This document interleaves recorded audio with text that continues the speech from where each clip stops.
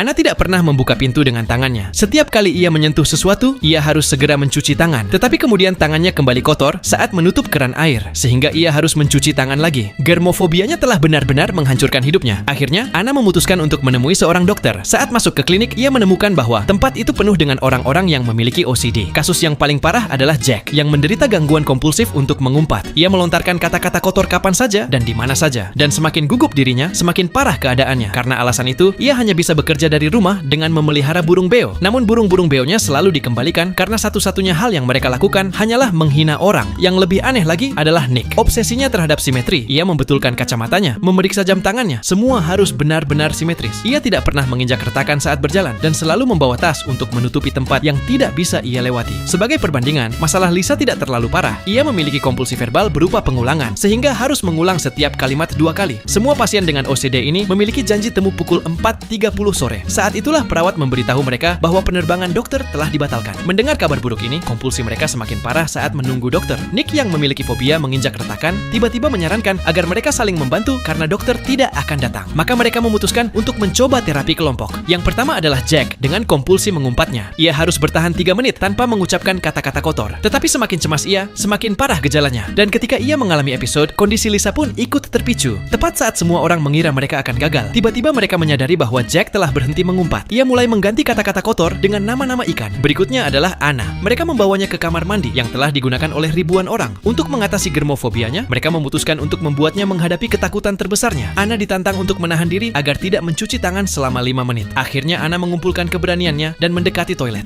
Dengan dukungan semua orang, ia berhasil mengatasi ketakutannya dan bertahan selama 5 menit penuh. Yang ketiga adalah Nick. Mereka sengaja menuntunnya ke sebuah karpet bergaris dan tiba-tiba mendorongnya ke atasnya. Tetapi Nick dengan lincah berhasil menghindari setiap garis, lalu matanya ditutup dan ia dipaksa untuk menginjak langsung di atas retakan. Saat penutup matanya dibuka, ia menyadari bahwa menginjak retakan ternyata tidak semenakutkan itu. Namun, transformasi paling mengejutkan adalah milik Lisa. Dengan fokus membantu orang lain, ia terdistraksi dari kompulsinya sendiri dan tidak mengulang satu kalimat pun sepanjang proses. Sebelum pergi, mereka membuat grup dukungan lewat chat dan sepakat untuk bertemu setiap bulan untuk sesi terapi kelompok. Setelah semua orang pergi, Jack kembali ke klinik psikologi. Ternyata dialah sang psikolog. Ia dengan sengaja mengatur sesi terapi ini dengan harapan bisa menyembuhkan dirinya sendiri sambil menyembuhkan orang lain.